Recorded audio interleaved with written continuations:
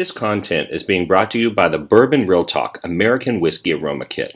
This is a tool that I put together to help all you whiskey aficionados out there develop your palates. You can sit down with the vials and train your senses, or you can sit down with a great dram and break that whiskey down to its components. If you have any interest of purchasing a kit of your own, head on over to bourbonrealtalk.com/shop and pick one up. Thank you for listening. Hey everybody out there listening to Bourbon Real Talk. We've got a very exciting episode for you. I am excited to have you on today. This is Robert Likarish with Iron Root Republic Distilling, and you guys recently won an award. We did. And caused a little bit of a ruckus in the whiskey world. Yeah, a little bit. A little bit. And, so we're going to talk about that today. We're going to talk about the award, how the process went, because I have talked with some people that were, had some questions. Yeah.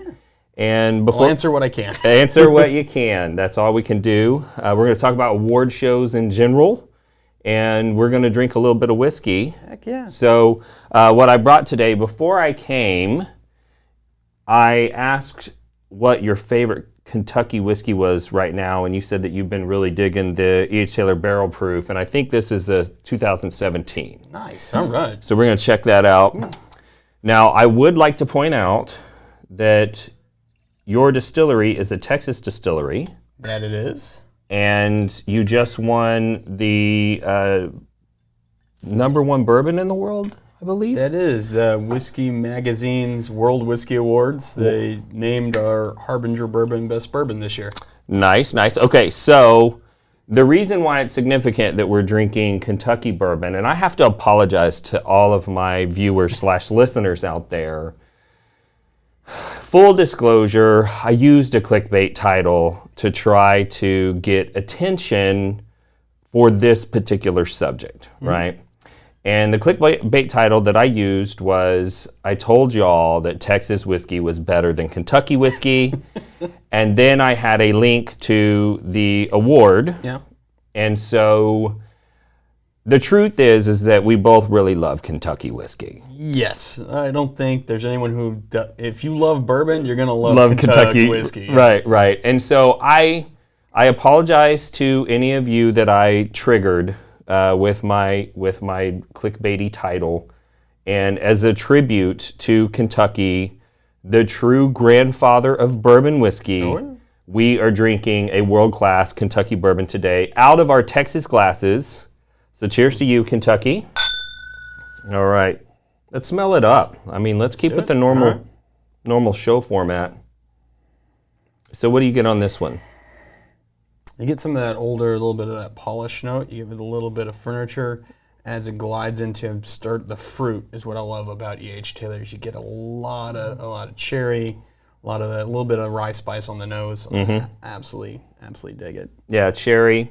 I get a little bit of orange peel, and it's got some of those higher age notes to it, like that sweet tobacco, that smoky oak flavor. The like, if you're sitting down in an old library, the notes from, like, the smell from the older wood, the, like, sitting in a leather chair, again, smoking old sweet tobacco on a pipe, all those sorts of notes. Yeah. All those beautiful things that come with age. Yeah, and on the palate, and I get this a little bit on most of the E.H. Taylor line, I get a little bit of that cherry cough drop, just a tiny amount of that medicinal.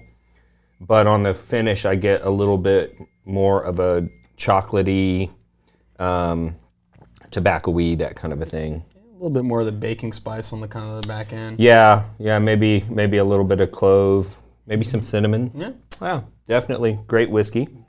So this is one of my all-time favorites. E.H. Taylor Barrel Proof, that, when people used to ask me for my top 3, I'd usually say George C. Stagg, William LaRue, and then this guy. So I'm glad that you picked it. So let's get into it. All right. You all had submitted. Now, do you actually have to submit? Who did the awards first off? Let's start there. So it's Whiskey Magazine out of the UK. They're Paragraph Publishing. They own couple different magazines. You have Whiskey Magazine. They have a subsidiary called American Whiskey Magazine that they, it's been around for a year or two, I think, something like that. And then they also do a gin magazine as well over in the UK. Okay. And this is an annual award that they do, correct? It is, yeah. They've done it for as long as we've been around, for sure. I think when we were looking back at it, it's been around for 6 to 10 years, something like that now. Gotcha. And how do you place yourself in this competition for these awards? Yeah, you've got to submit. Okay. So again, you got to be a little ballsy for sure. To have the confidence to enter to begin with. But yeah, what you do is they ask for, you have to submit 3 bottles because they do a progressive tasting, like a series of 3 different tastings. And so you have to submit 3 different bottles for that, and then there's an entry fee on top of that. Gotcha.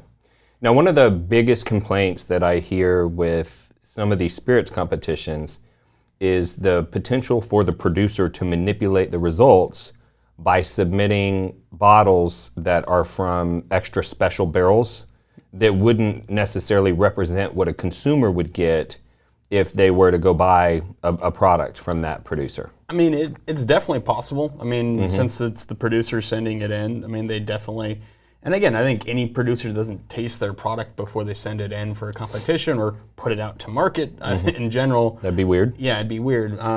But for us, I mean, we're such a small distillery. For us, like, again, if I'm not putting my best foot forward with the product I'm releasing out to the market, like, it's, again, I don't have the bandwidth. I don't have thousands of barrels to go and choose from. Right. We put our blends together the way we put them together. Well, I think the important component here to note is that you did not submit a single barrel. No, it is not a single barrel. Our single barrels are going to be way off profile from what our regular profile is for our bourbon. Right. And so if any of you saw that a Texas whiskey fared well in this competition and thought, oh, they must have submitted a honey barrel, this was actually bottles that were blended, that are shelf products for you that 100%. Can still be purchased on shelves in certain areas. Yeah, Texas, it might be sold out now, but definitely across the country at Total Wines, you can go pick up. Its 2019 B was the one that won. But again, you can look in the pictures. You can look in matching color. I mean, honestly, if we did Euro Oak or something like that, it'd be a lot darker than what our standard release is. But my favorite thing about this competition is that when you do go to like the awards and whatnot, they have the bottles that were tasted sitting on the bar, so anyone can go up and taste them. And so you can taste. Anyone that goes can actually taste the actual bottles that were used for the competition. Yeah, exactly. And they do bring all of the producers together at the end. And so, everyone's invited. Maybe not everybody. They don't have to go, but right, So, but the people who submitted, they are invited to go to the award ceremony, and they could taste the products that they beat, or they could taste the products that beat them, and they would have the opportunity to cry foul if they thought something was amiss, I guess. Right. Yeah. Awesome. And so, I will say that I was part of the way through the process to getting the magazine to agree to allow me to ask them a short series of questions. Most of those questions were sourced from communications that I had with various whiskey enthusiasts and questions that they had. And the magazine ultimately decided that they just wanted their results to stand on its own, and that they didn't want to participate socially with anybody who was questioning the legitimacy. And ultimately, they're not a podcast or a bourbon blog or vlog or anything like that. They're an international journalistic magazine. And the people that run this magazine are journalists, and they have a belief in journalistic integrity, and they view the questions of whiskey enthusiasts a little bit differently, I think, than we do as people that just participate in the industry. And so I 100% respect their decision not to participate in this type of communication, but we did try to get them on. But some of the questions that I wanted to ask, I'm going to ask you. Okay. just to see. We've covered some of this, but who were the past few winners of the award that you won? The last couple ones, I know last year was the Four Roses 130th anniversary edition. Before that, I want to say 1792 Foolproof won. Before that, I know Bowman has won in the past, and I think Pappy as well. But Right.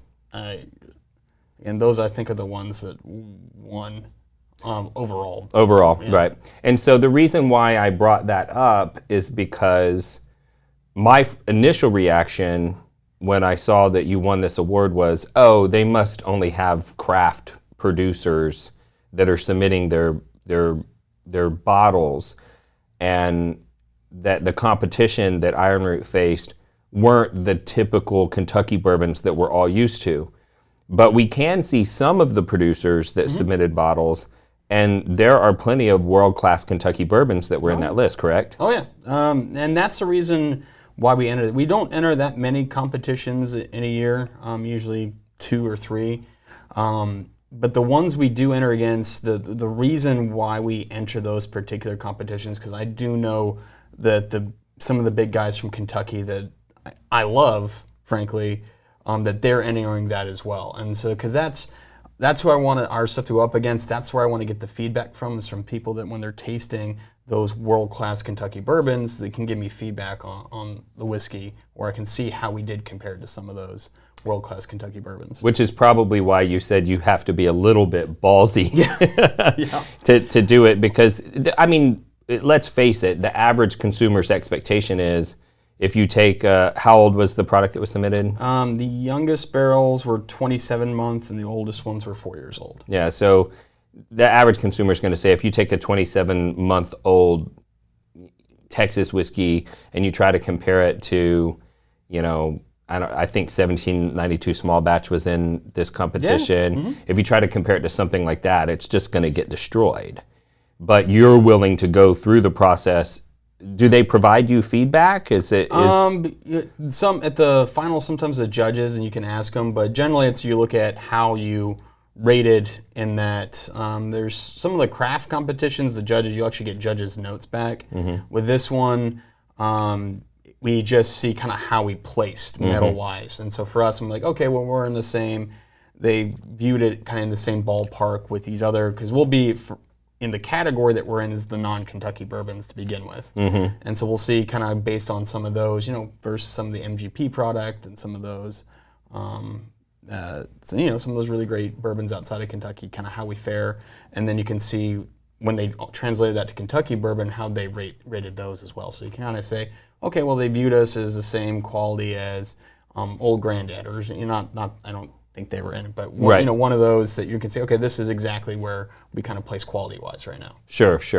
In their minds, at least. And so the competition is actually Kentucky competing with Kentucky, and then non-Kentucky competing with non-Kentucky. Yeah, initially. So again, my understanding of how the competition, they judge everything by categories at first. It's something they would do over in Scotland or in the UK when they're judging single malts. They're going to judge each of the regions of Scotland individually first, and then the kind of the winners of each of those categories will go into the final tasting. Got you. And that's the same thing that happens here. They have Kentucky and non-Kentucky will be judged separately, and then the two winners will go head-to-head. So who won Kentucky? Peerless won this year. Peerless, which they are a craft producer. Right, which is super exciting year for the craft producers. For the craft producer world. Sure. I did want to ask the magazine if there was an effort to try and highlight craft producers this year, because they have not highlighted craft producers in the past. The whiskeys that they picked in the past, for the most part, were the exact ones we would have thought they were going to pick, right? Well, and I mean, like last year, in the past, like Balcones has won best non-bourbon or best non-Kentucky bourbon. And I mean, there's been there's definitely efforts, I think, on that end that highlight some of the producers outside of Kentucky. But for us to be a grain to glass old craft distillery to win the overall thing was blew us away. We were not expecting that this year. Sure. Well, one of the comments that I got was somebody that they referenced one of the legacy distilleries, and I said, that distillery actually spills more whiskey per day than Iron Root makes in a year, right? Probably. We make anywhere between 150 to 200 barrels a year. And so, we don't make a whole lot of whiskey. Right. Yeah. I think, what did I hear Heaven Hill's production was? Like 1,200 53-gallon barrels a day or something like that. I know. One of the things that people had a lot of questions about was, who are the judges in this? So I don't know all the judges. I know that there's I think 40 judges is what they said that there are. Two of them I have met before. The head judge, which is Steve Beal, he does a lot of judges. He's used to be or still is a master whiskey, which Diageo. He's been in the whiskey industry for a long time. Him and Marty Duffy and some of those guys are the old school, amazing whiskey reps in the country. So he does it. I've met him 2 times now, I think. And then another one of the reasons that I really like submitting this competition is because it's someone that I really respect and love the book that he wrote is Lou Bryson. And he's a whiskey writer, or he does a lot of beer stuff as well. But somebody that I really respect, really enjoy his writing. I had a privilege to meet him once for like 2 minutes, like 4 years ago. But other than that, so that's one of the reasons we do. I know there's a number of other like masters of whiskey writers and journalists and stuff that are all participate, but the exact list, I think they have it on the website. At least they have some of them on the website. So you can look it up, see who it is, and come to your own conclusion. Tell them what you think on that. But the bottom line is it's not just John Q. Public. It's people that have a history in spirits, and they should know what a good spirit tastes like. Right. And people whose reputation is required probably for the industry that they're in, and they probably wouldn't want to risk it just for the sake of risking it. Yeah. Right? Their opinion's probably not for sale. That'd be nice. No. I know you. You wouldn't want to buy their opinion, even if you could. No.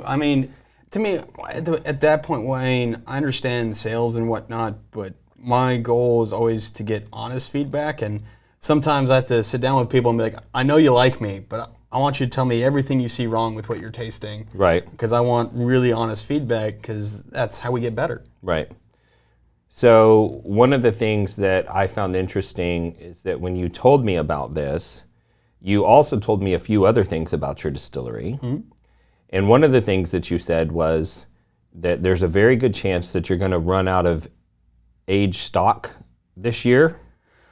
And so you were already on the path before this ever came out, and this may not have any effect on demand, but even if it did, you were already probably going to run out of aged stock this year. We already at the end of last year had to cut off the single barrel program.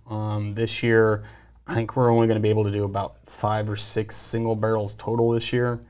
Again, generally we have about 150 barrels. 120, 150, because we like to pass some through because we're working on aging up stock. That's something that's really important for us, is to continue to see that age statement rise. I think last year we started out with 24 months, and now the release that's going out right now is 32 months on the youngest. Mm-hmm. So slowly inching that age up. And the only way to do that is to hold back barrels. So we've set out exactly how we're gonna approach that, and we stick to it. So last year we cut off again single barrel, and this year again we're only going to do 5 single barrels, just because we know that we're going to hit our limit probably by October. We won't have any more we'll be done at least bottling whiskey here for the year. Right.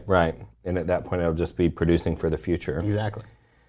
Now, do you know how they do the tastings on this? So there's 40 judges. Do the 40 judges judge all of the spirits, or do they break them up into different panels? Do they taste the same whiskey multiple times to make sure that they maintain their same opinion? Do you know anything about that? I don't know anything about that. I do know from the Scotch tasting that they do is that they do break it up by region typically, and the only thing that judges will know is like the category. And so in the past it'd be like bourbons, under 5 years, and then over, or there's a age range, right? And then it's like non-Kentucky or Kentucky, right?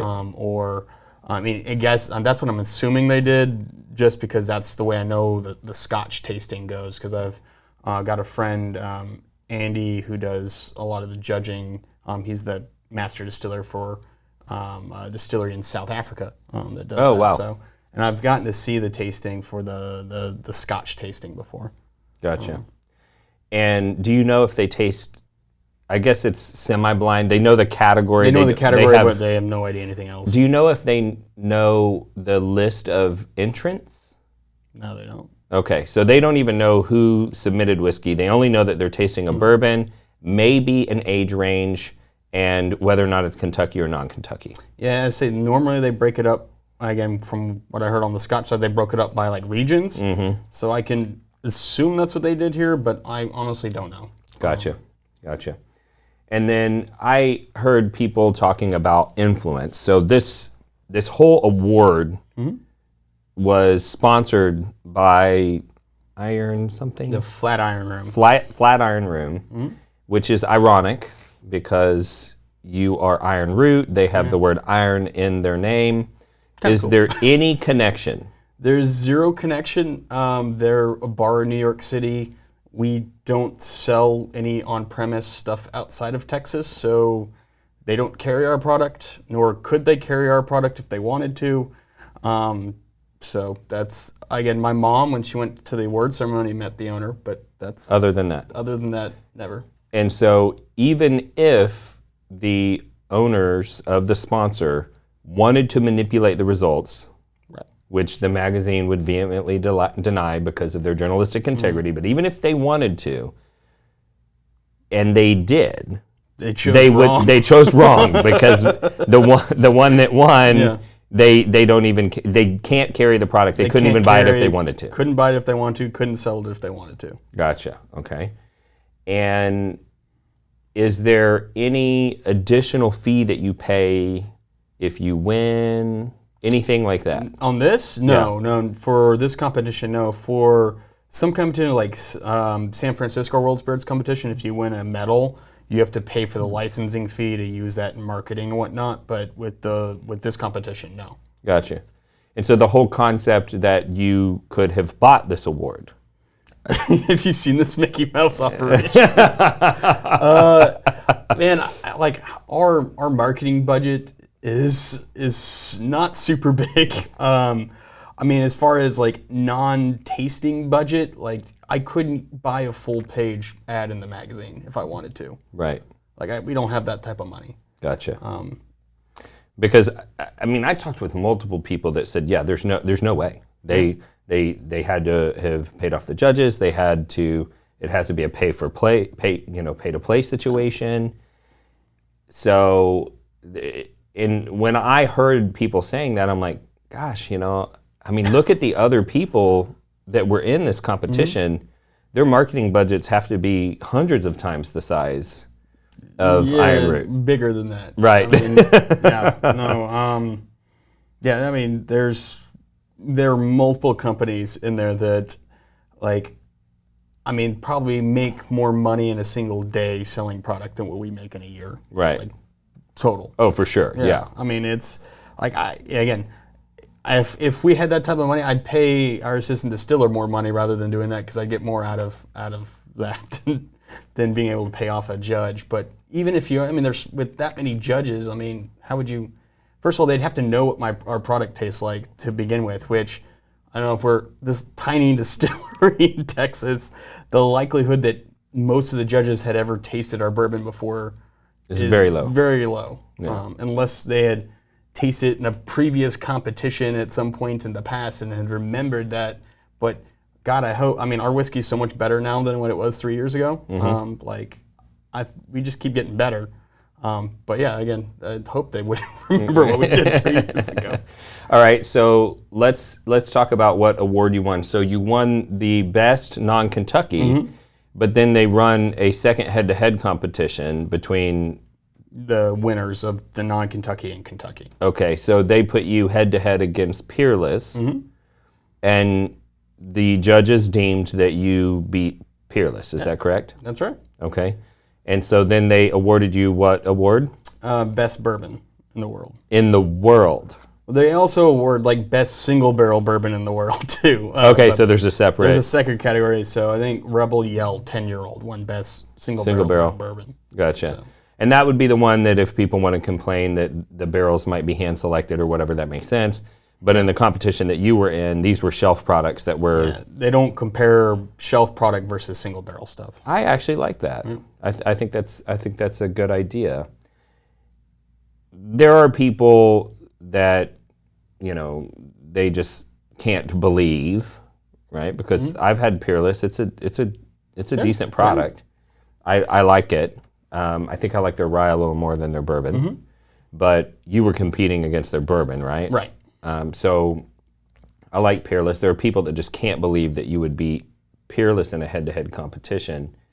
And so I mean, that's kind of the fun thing with tasting and with everybody's going to have their own opinions on it. And again, if you want to recreate, go out, buy a bottle of Peerless, go buy a bottle of Harbinger, or go to find a friend that has a bottle or something like that and taste them blind and just see what you think. See what you think. Because that's what the whole idea, the reason why we enter this competition, in any competition, because we want people to, one, know that we exist, but our whole goal is we're trying to expand kind of the flavor profile of bourbon. And so everything we're trying to do is create new flavors. And so for some people, that's not what they want in a bourbon. They want the most classic, beautiful bourbon that they have in their mind.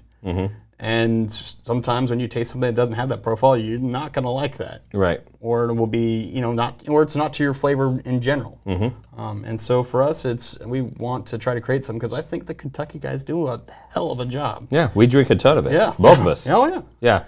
So that's one of the things that I wanted to point out, like award shows in general.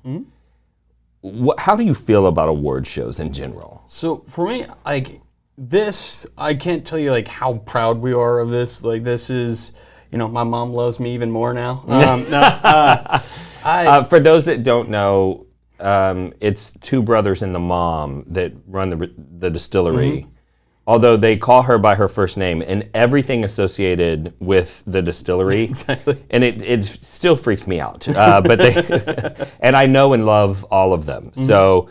But that's why he says now his mom loves him more now, because they won this award. But no, in general, how do you feel about awards? I mean, it's one of those things that I think that they can show in the high quality ones, the ones that if you can go and see the judges and that you can see that they're well respected.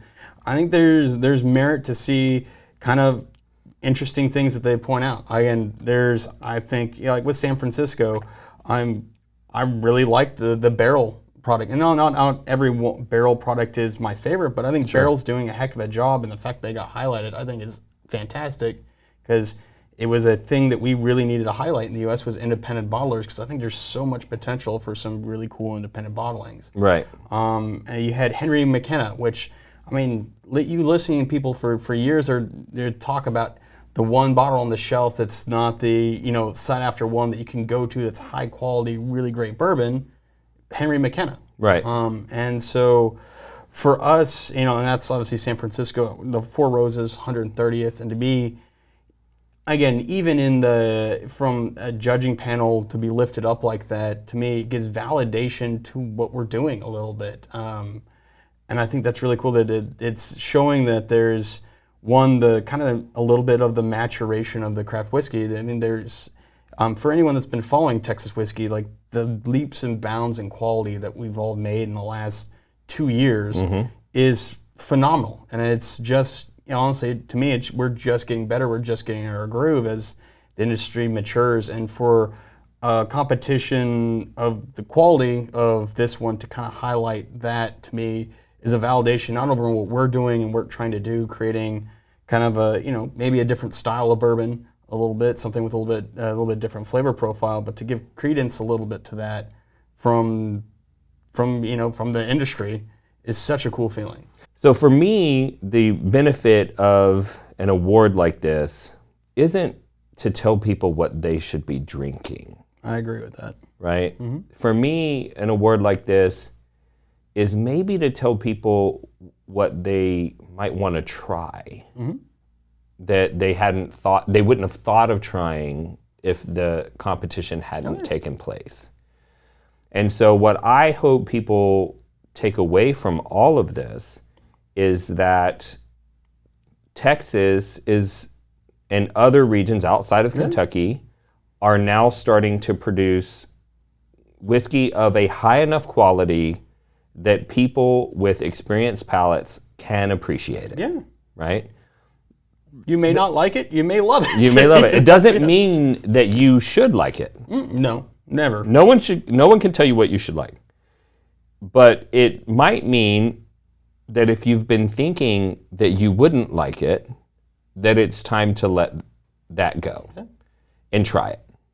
Heck yeah.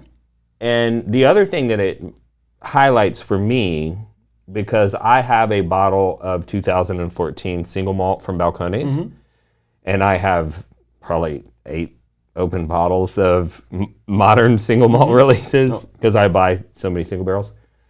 And I love the modern ones way more. Oh, yeah. And what I've noticed is that the advancements in quality and flavor in Texas are happening rapidly because there was no playbook for Texas. No. Everyone's still trying to figure out what barrel size and how do you age, and there have been some failed experiments of things that they tried that produced a flavor that's not good. And so the other thing I hope would happen is that, one, if you haven't tried Texas whiskey, try it. Yeah. If you tried one you didn't like, try a different one. Because the diversity of flavors is enormous because of the diversity of production methods, the diversity of grains that we're using. And if you want more information on that, you can watch the episode, The Truth About Texas Whiskey. And then I have probably 5 or 6 different interviews with Texas distillers where we go into their various production methods and things like that. But if you tried a Texas whiskey and it's been a year, 2 years, definitely if it's been 2 or more years, and you didn't like the first product that you tried, try it again. 100%. Because things are changing. And if you try it now and you don't like it, in a couple of years, give it another shot. See what happens. Because things are changing quickly. Oh gosh, yeah. I mean, like for us, we've actually, we're constantly making adjustments to what we're doing. We've slowly over the last kind of 2 years have started moving more and more into 63-gallon barrels. And this year, in fact, will be the very first year that we will be in all 63-gallon barrels for everything that we put down this year. Who's your barrel producer? Independent Stave for here in the U.S. And then we also do a small amount of work with Vicard over in France for when we want like Armagnac or anything in French oak. Yeah. Everybody's different on that too, of what they like, what they don't like on that end. And so again, we've run into people that love our whiskey hands down. I've run into people that absolutely hate our whiskey. It's the wonderful world that we live in. And for us, like I tell you right now, if we weren't proud of our whiskey, we wouldn't put it out there. Sure. Absolutely. Yeah. So is there anything else that you feel like people need to know about this award? So for those of you watching at home, it may look a little bit weird to you because we just changed venues and clothes. But after we got done recording, we realized that we left an important element out about awards and competitions for spirits in general. So what did you want to share with the people? I just wanted to say that in food and beverage industry, competitions are really common. I mean, you have stuff like James Baird and tons of, there are innumerable amount of awards, but it's something that we really enjoy participating in because it kind of gives an interesting perspective on the industry from people outside of our own particular circles. for us, again, one of the big inspirations of why we continue participating in awards is the Judgment of Paris that happened in 1976. It's kind of one of the events that launched the California wine industry, despite at the time it was super, super controversial, issues with how judging and all those things that were going on during the course of it, not unlike what we're experiencing right now. But it is something that really helped open up the eyes of people to California wine in general, that there's some really interesting and high quality product coming out of from a non-traditional area of production. And so for us, we hope that kind of the awards on some level, again, this isn't going to get written up in the New York Times or anything like that, but at some level starts opening up people's eyes that there are starting to be some really high quality whiskeys produced by smaller producers, and even high quality bourbon coming outside of Kentucky. Sure. So for those of you unfamiliar, there's a movie you can go watch. It's called Bottle Shock. Mm-hmm. And basically what happened was in 1976, there was a wine competition in Paris with all of the local hoity-toity, Paris wine aficionados, and a couple of California vintners submitted bottles, and Stag's Leap won, I believe, for, was it the Cabernet? And Chateau Montelena won for their Chardonnay. It's all depicted in that movie. I actually went to Chateau Montelena and met the main person in the movie. I want to say his name is Bo Burnham, but it's something like that. I think that's what it is. And it was a hilarious experience. Chateau Montelena is beautiful. Their bottle has a picture of their chateau. It was built in 1880. And there's a big arched doorway, and people take pictures there, and we're in there taking pictures. And I hear a knock from the inside of the door. And I was like, I didn't know what to do. And so I was like, I can't help you. And then a little door opened up, a regular sized door that's in the door. Okay. And this guy pops his head out and he's like, hey, you guys want to come see the basement? And it's not part of the tour, right? So we come in and there's some journalists there. They're doing some journalist event. And they're doing a vertical of all the years of Chateau Montelena, right? Oh, wow. And so you're seeing these cedar beams that were laid in place in 1880, and the place is really amazing. And then here comes Bo Burnham bopping through, and he was singing the song, The Same As It Ever Was. The Same As It Ever Was. He comes up, he meets everybody, it was great. But I've actually referenced the Judgment of Paris before in videos about Texas whiskey, because I believe that something similar is going to happen, and it may not happen all at once like it did with the Judgment of Paris. I mean, they put that award on the front page of Time magazine. There's a bottle of that wine in the Smithsonian in Washington. I don't know that there's going to be a bottle of Iron Root because of this award. But I don't think so. The point being is that this type of award brings attention in areas that might have traditionally been overlooked, the way that American wine was being overlooked overseas. Yeah. And things like this will cause people to open up their minds, try things, and that's what I hope happens with this award. And I think the biggest thing is it didn't take away from French wines being phenomenal. And I think that's the same thing for us. Nothing that we want is to take away from Kentucky Bourbon, because they're doing such a phenomenal job, and I don't think that an award takes away from what they've accomplished and what they've built over the last couple of centuries. For us, it's something that we're really proud of, and we're not ashamed. Were we super surprised and kind of flabbergasted? Yeah, that was one of the things I wanted to ask. Is like, when they said like you won non-Texas, I'm sure you're like, or awesome. Non-Kentucky, you were like, oh, that's awesome. And they were like, but then you won the best bourbon in the world. Were you just like, what? I can tell you it was not something we were expecting. Right. It's a huge honor for us just to win the non-Kentucky, because there's so many.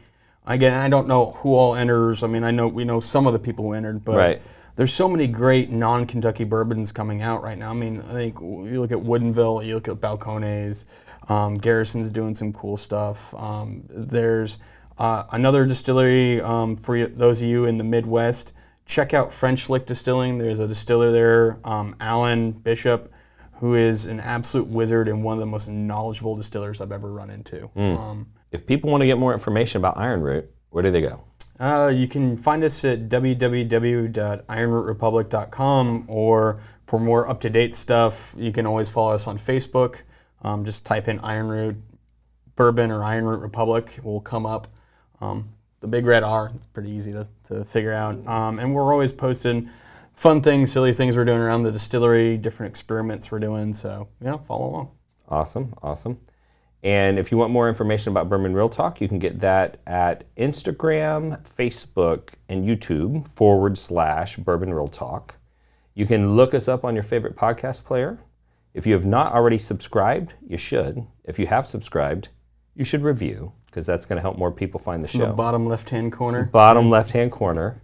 And if you got a second, throw in a comment, maybe that helps more people find the content. Make fun of me for being a ginger if you want to. Yeah, I mean, he and his brother are both gingers. Yeah. It's totally awesome. Shout out to Christopher Hart. And if you woke up this morning and you were unsure whether or not anyone loves you, just know that I love you. And I'll see you next time on Bourbon Real Talk. Cheers. Cheers. Shit, now you got a drink.